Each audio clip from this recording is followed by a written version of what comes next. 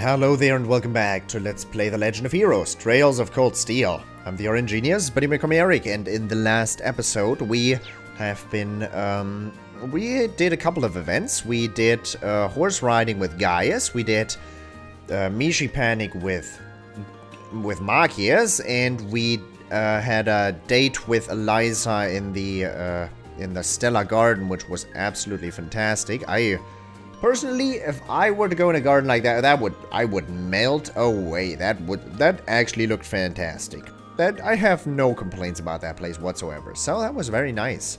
And now we're just talking to everybody.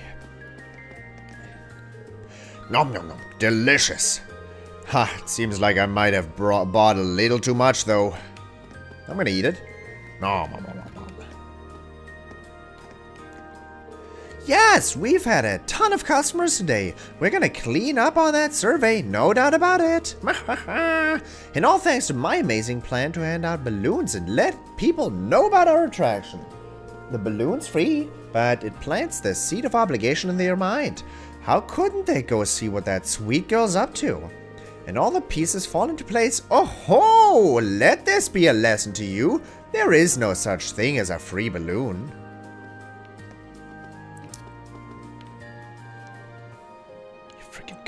I want a balloon too. But I'm never gonna get it. Don't give up!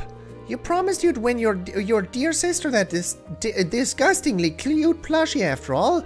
I didn't promise you anything. Damn it, after so many tries my arms are about ready to fall off. And that damn me-hee-hee sound that plays whenever you lose just makes everything so much worse. Well, it turns out Bridget's on duty all day today. I was hoping to ask her to spend the day at the festival with me, too. Damn it! Why don't things ever go the way I want them to go? Just whack a couple of Mashis. It's gonna get you down. Huh! If they did the survey right now, there's no way we wouldn't win. All we've gotta do is keep up the pace. Nope, Stella Garden would come out on top. The best.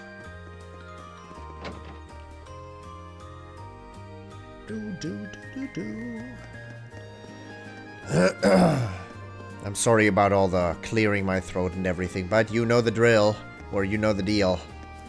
I am recovering from a cold, and if I wouldn't clear my throat all day long, I wouldn't be able to, well, you wouldn't get any videos, okay? And I wanted to play. Come on, don't judge me. Nice work, man. I figure everyone's about to start cleaning up, so you better go have some fun before they do. Nothing beats a boy with beautiful blonde hair. Oh, I just bet he is from some esteemed family. What an honor it was to meet him. The guy who taught me how to ride the horse was so cool. Actually, I've seen these two. They were in Eustace's city. I don't know what it's called anymore. Yeah. Yeah. I think they were. Just make sure you don't fall off the horse and hurt yourself. Remember to be very careful while you're getting on, okay?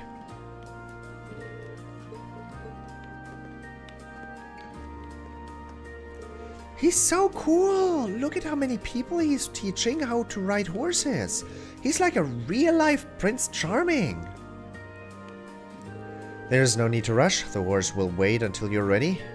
Just keep a firm hold on the reins. Okay. There's no need to rush. Whew, that was a ton of work, but Juices really made things easier. I was actually pretty surprised by how well he handles kids. The kids seem to have had a lot of fun with him too. Maybe we gave him the right job? Good luck, Father.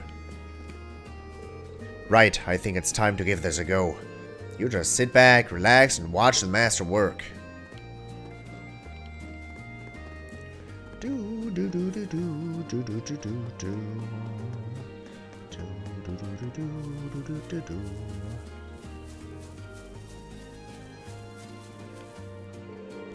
Whew, I'm pooped after all of this fun.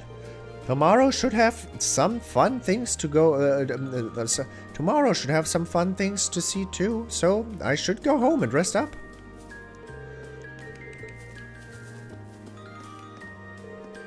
Class 1 will be performing a wonderful operetta tomorrow. Don't miss what is sure to be the crowning moment of the festival.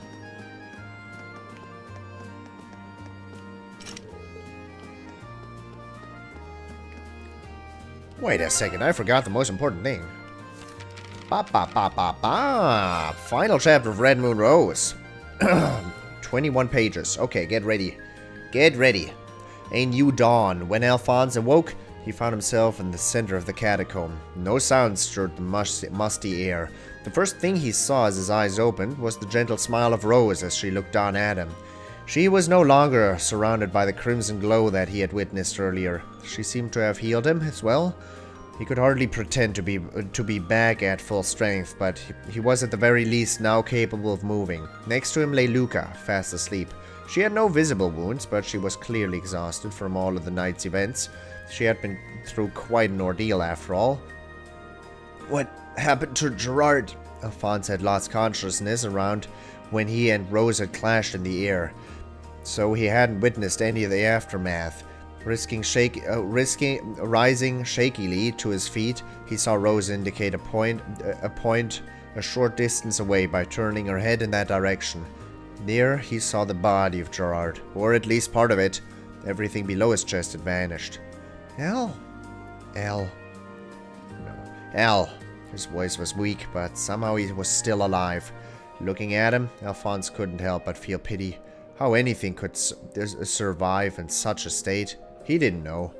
But it was a testament to the incredible powers of the vampire race that he still drew breath. It was not a state that that would last, however. He's beyond saving, Rose said with certainty. She slowly loaded a bullet into her pistol and pointed it at Gerard's temple. It seemed as though she had deliberately waited until Alphonse awoke before finishing him off. But I thought it best to wait so that you could witness this yourself.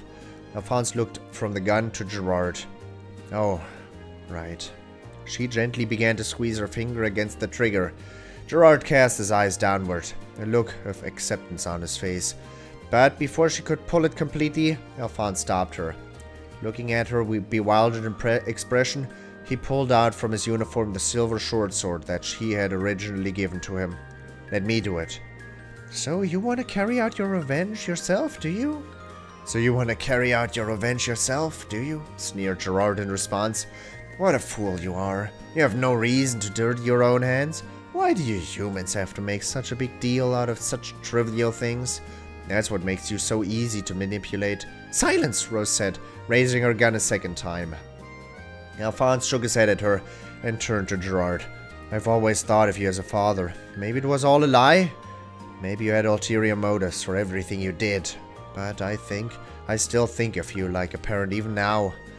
And I'm grateful for all that you did for me. A look of shock flashed across Gerard's face. Rose appeared stunned as well. Alphonse continued. So I'm not doing this for revenge. I'm doing this so that I can move on and put all of this in the past and start a new life.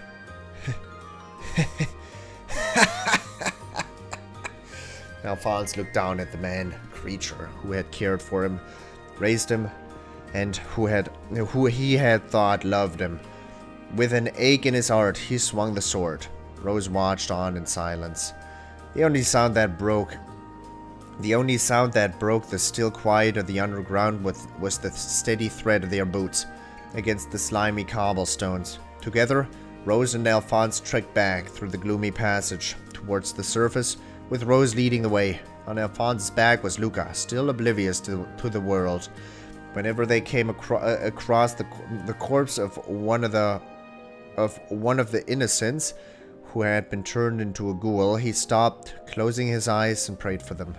Rose had told him that the church would be sending people to collect their bodies and give them a full burial later. As the existence of vampires and ghouls was not to be made public, all of what had happened here would be buried. The world would never know the truth behind the vampire murders. They made their way through the torch-lit channel and eventually reached the area near the entrance where natural light now shone through. Rose stopped so suddenly that Alphonse almost walked into her. Whoa, what's wrong? He asked, readjusting Luca's position on his back. Rose hesitated. There's actually one more thing that I ought to tell you. She turned to him, looking heavily apologetic. Her words were followed by another period of silence, as if she was having trouble mustering the courage to tell him the truth. Realizing this, Alphonse decided to say it for her. Is this about how the person who died trying to help you was my father? So you realized?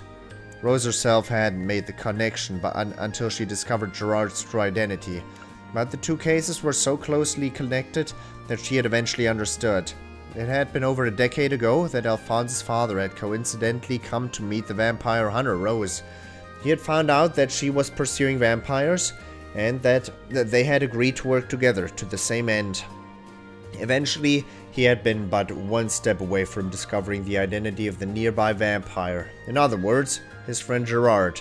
But that was when Gerard had realized that he was in danger of being found out and killed him before he had the chance to share his findings with her.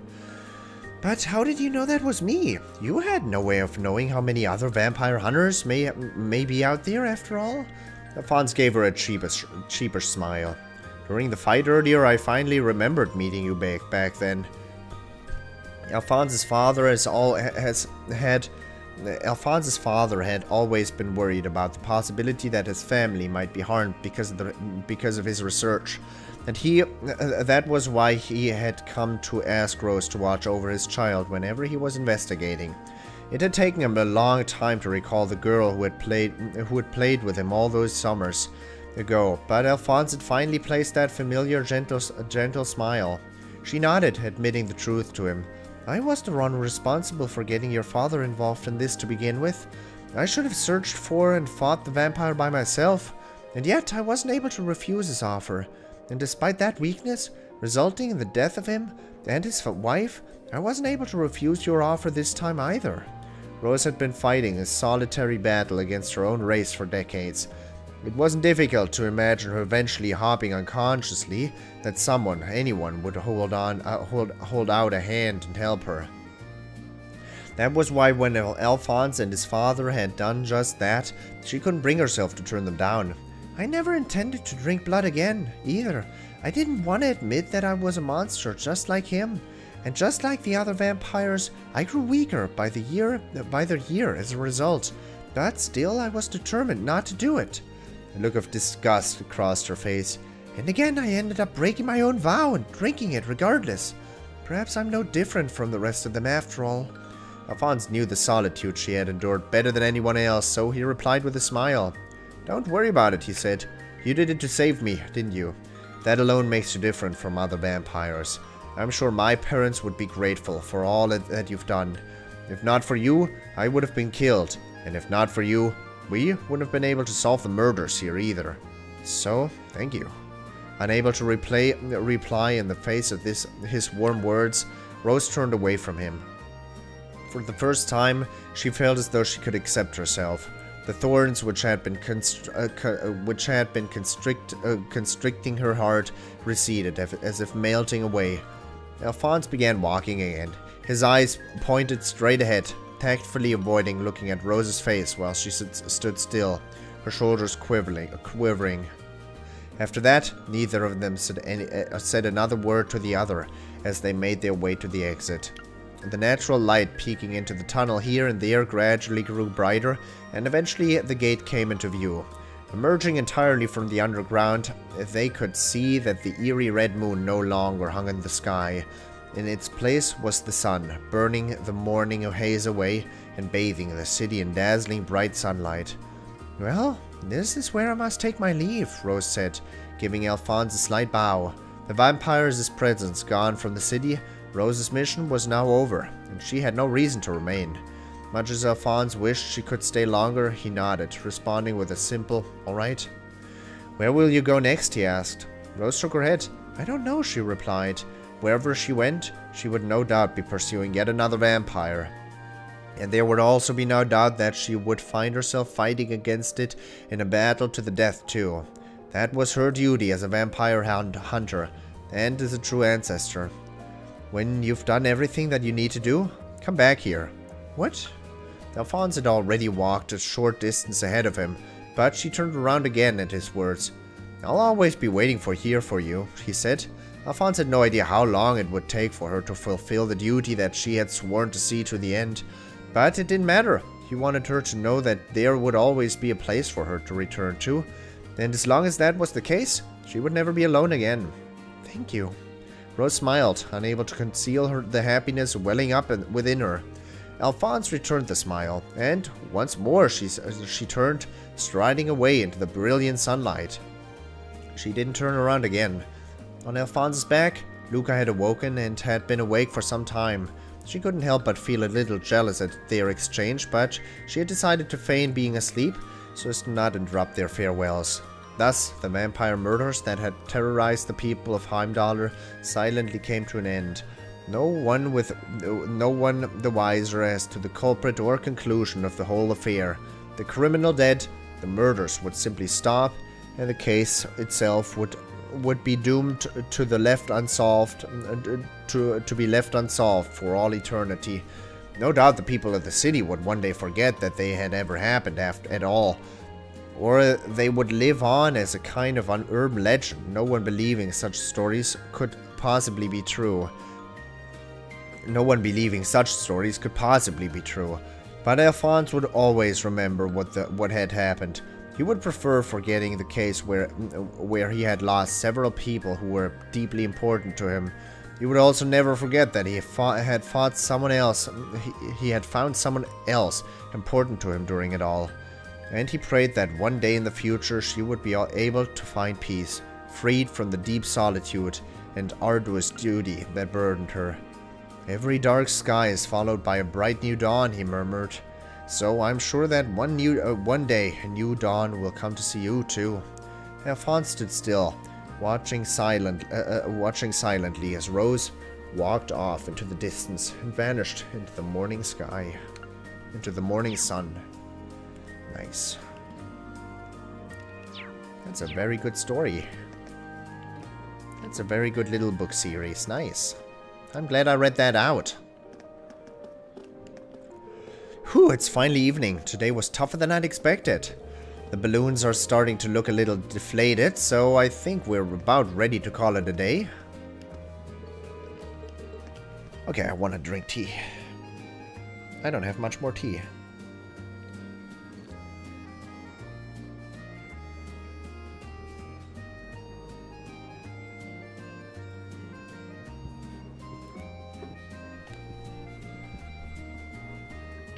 Alright. What a shame that Lady Angelica never made an appearance. She's a textbook delinquent, but I can't deny that her presence helps put one at ease. Though I suppose I'll get used to her absence before long.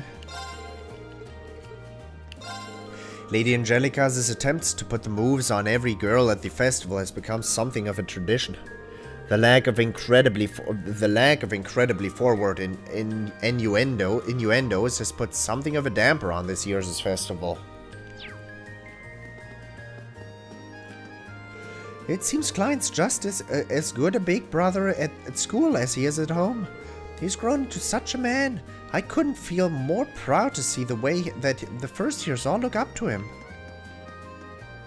That girl over there is the coolest.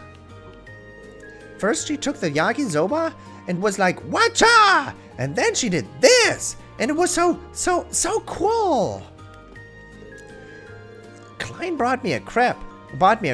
Have you ever had one? They're awesome. I want to do this again someday. Watcha! Pure mad cooking technique, mid-air flip. My only option now is to keep on cooking. I'll win this by going all out and tell Hugo to get it right up him.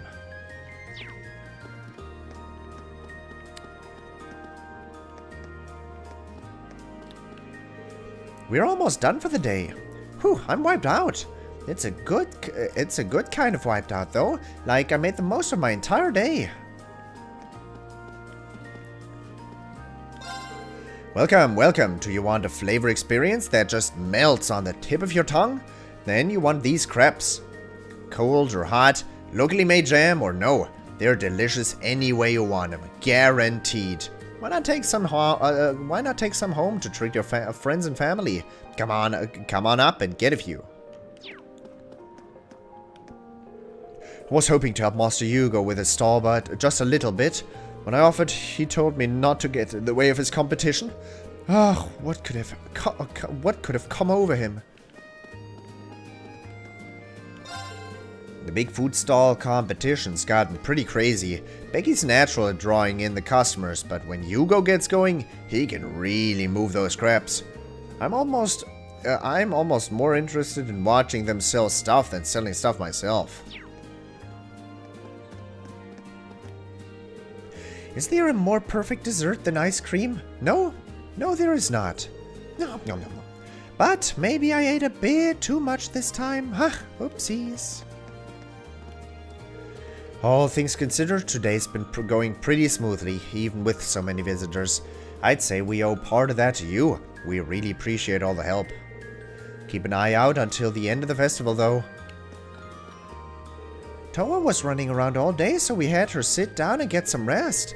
I mean, her taking a little break triples all the rest of our work, but we want to give her a chance to rest as well.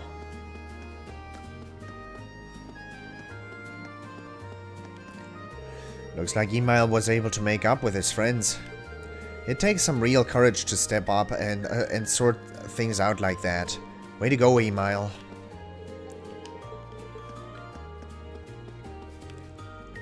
Sounds good. We'll all hang out tomorrow. We'll even invite Rudy along. Get the whole gang back together. Yeah, I'm down for that. Adding a fourth would likely make things that much more fun. Rudy fell down some stairs, so Rosine rushed him off to the infirmary. We've got to tell him all about this when he gets back. Yo, nice weather we're having. It's been a while, so do you want to come with us tomorrow? I can't think of a reason not to. It's not as though I had much to do either way. I never expected that I'd run into Kay's group here. Well, we did agree to come to the festival together tomorrow, so you won't see me complaining.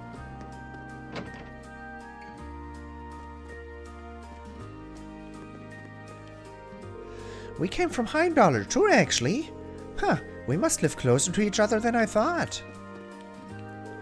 Oh my, what a coincidence. They might well end up attending the same Sunday school, strangely enough. Oh my. What? It's a monster! Run! Run! No! Run away! For a military academy's library, this place has children's books to spare. Kurt loves picture books, so I almost wish this reading corner was always here.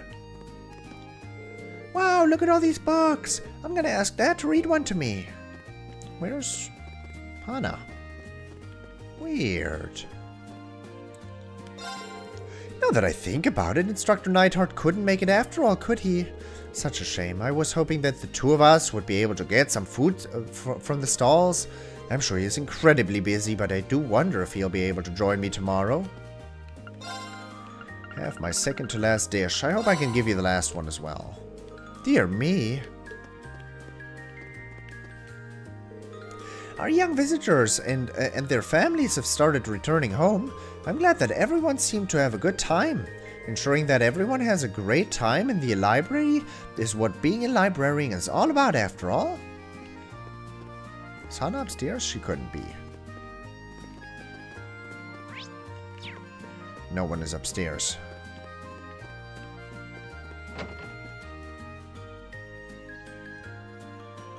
I still haven't found Makarov. Petri. Petri, guess what? The chess club's supposed to be right in here. Alright, I hope you're ready, Marcus, because you're going down! Rumble! It's not grumble. They're saying rumble. Petri, guess what? There's a cafeteria on the first floor. Great! We got some snacks before we beat him senseless. Woo! The hell do you think you're looking at? Patri's mad a lot, but when she's hungry, she's just plain dangerous. You might want to keep your distance if you don't want her to smack you silly. Rumble! I don't know what rumble means, but this group is pretty nice.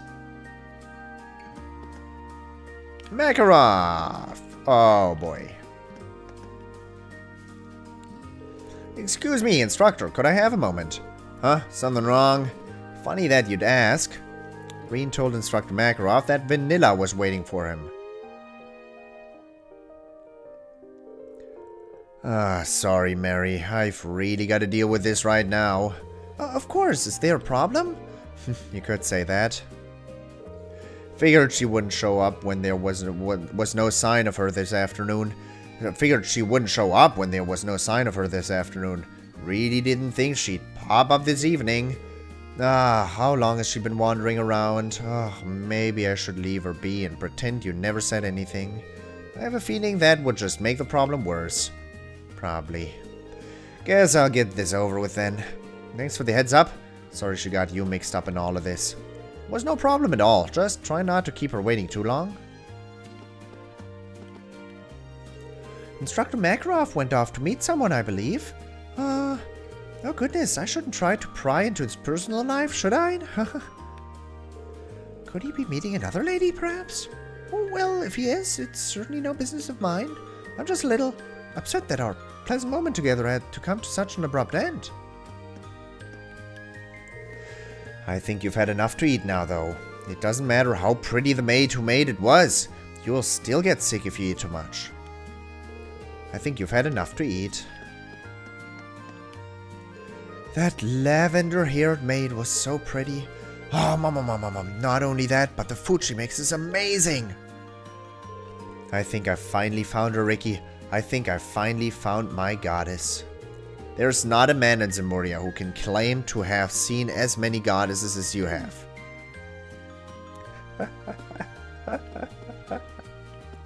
Nice.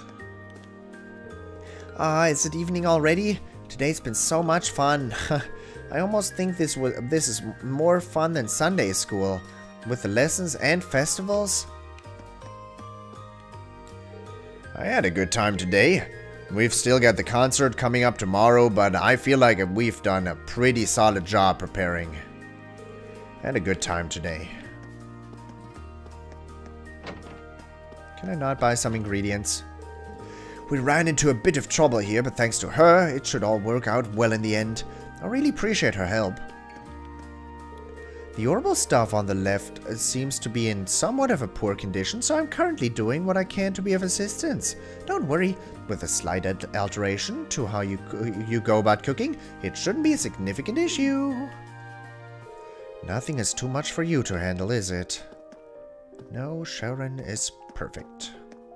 A little manipulative, but perfect. We had a bit of trouble in the kitchen, but a young lady came along to help out. We really would have been sunk without her. She seems to know her way around the kitchen, too. I never would have thought the principal would get involved. Oh, don't mind me. Just having a nice little conversation with myself. I would have used a year's worth of cafeteria tickets, too. Crow's even more down about this than I am. I guess nobody could have seen this coming.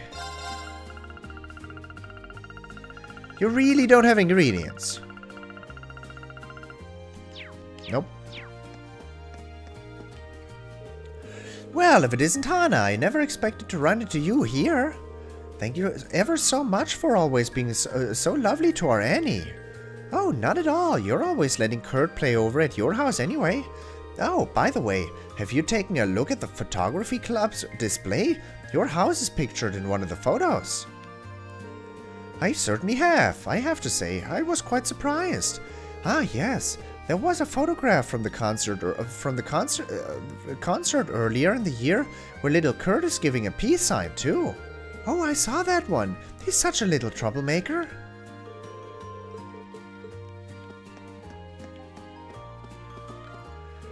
Our chess classes are being held on the second floor of the building. Anyone is welcome. To participate, simply climb the ladder and go into the chess room.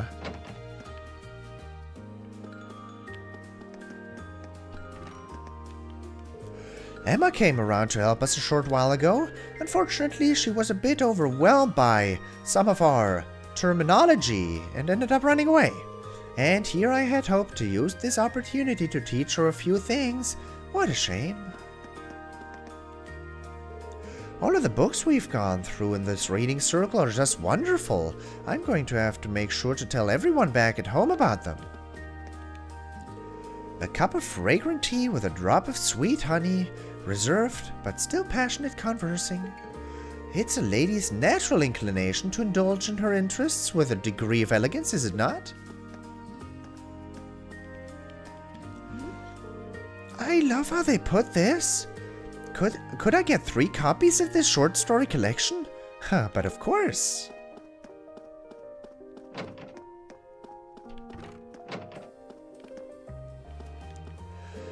Looks like the chess classes are going well. Alright, I suppose I can help them out a bit. Things are going great here, and we wouldn't even be here right now if it weren't for you, Marcus. Really, thank you so much. One bishop coming through. Ha, how do you like that?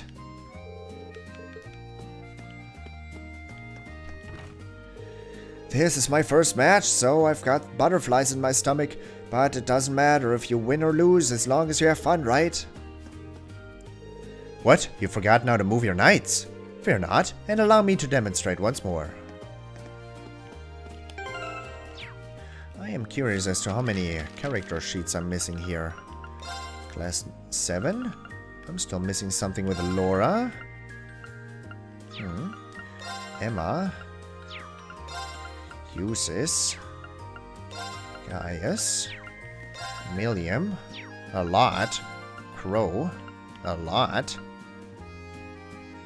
Well, getting the Class 7 members, getting these is tough because you have to do events with them.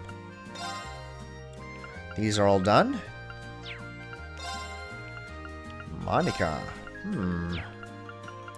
Linde. Vivi.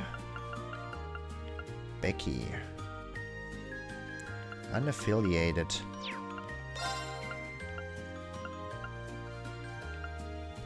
I'm missing something with Lambert.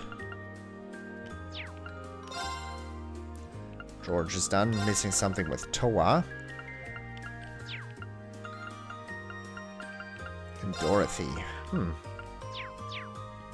I wonder how I missed all those things.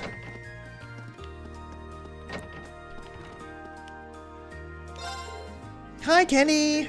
Hey there, Annie. Want a little tour of the displays? Yeah! There's so many pictures of fishies! Did you catch all of them? Sure did. Fishies! So, this is the infamous fortune teller. What are you going to ask her, Ferris? I wouldn't tell you that. That's not the sort of thing rivals would share. Sure. Everyone needs their secrets.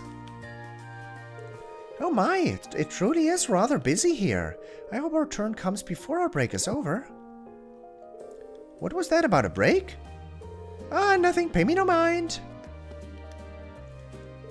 It's so busy here. All the visitors are girls, too. I think I know what kind of fortunes they are all looking for. Apparently the fortune teller here has 100% accuracy rate. I came to ask a question about my husband, actually. Haha, I can see everything. Your partner will show his face in the next 2 years. You mean it? He will be a splendid match for you, but your road to happiness is a perilous one. Make sure to take an active role yourself instead of leaving everything to him. I'll try. Then I'm sure your hard work will be rewarded. You're the only one who can make your dreams a reality. Right. Toa. No. Where's Toa? Did I see Toa anywhere? Brain. Brain. I haven't been with George. Haven't been with George yet, so there's still a chance.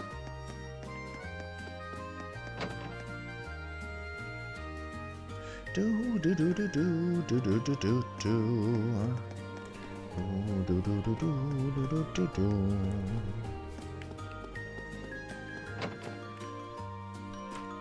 Here you are. That's right, the cafeteria's orbital stuff is sort of broken. Would you and Crow mind taking a look at it for me? Got it, I'll head over there right away. Gotta say though, it's pretty amazing that you stopped by the cafeteria for a quick break and run straight into trouble. That's our tour, alright. What's that supposed to mean? Hey, Rean, you don't think trouble follows me wherever I go, do you? I wouldn't say that. She's always helping us out, and she's a good friend she's good friends with Crow. I don't think trouble follows her so much as she's just a kind person I don't think trouble follows her so much as she's just a kind person that she follows trouble. That doesn't make any sense, that sentence. She's a kind person and wants to look for trouble to clear off. I checked on your instruments and they're all fixed up and ready to rock. Well, aside from being out of tune, but you're the ones playing them, so you can fix that. Right, Toa asked me to help her out with some stuff, so I'm off. I can't believe it! That was my last big gamble of the year, too! A face as woeful as that can only mean you lost that prize contest. Don't you go telling Toa, alright? I'm in for a solid 4 hours of finger wagging if she finds out. I get the feeling she probably already knows. Anyway, just leave bringing in all the orbital instruments to me. Me and George will carry him over to the auditorium. We can do all the final checkups over there.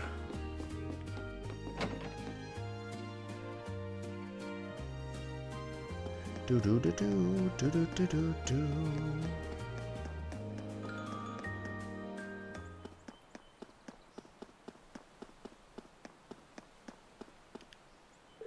You took your time, Makarov. What time were we supposed to meet again? Noon. And don't even try to suggest that I'm the late one. Anyway, where's her husband? I asked you to bring him along. Wait, you didn't lose him on the way here, did you? Work came up and he couldn't make it. And you should stop acting like a child. How is any of this my fault? Let's not waste any more time here. Hurry up and give me a tour of the festival. Well, this is gonna be annoying. Oh my, what was that? I think I misheard you. Nothing, dear sister.